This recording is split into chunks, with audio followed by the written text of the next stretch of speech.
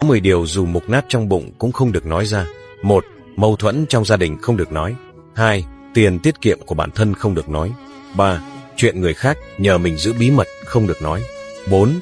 Mối làm ăn kiếm tiền không được nói. 5. Khiếm khuyết trên cơ thể không được nói. 6. Chuyện riêng tư của người khác không được nói. 7. Chuyện chưa làm xong đừng nói. 8. Chuyện nhờ mối quan hệ mới giải quyết được không được nói. 9. Lợi ích khách hàng mang lại cho mình không được nói. 10. Mối quan hệ giữa mình và cấp trên, cũng như sự quan tâm của cấp trên đối với mình không được nói.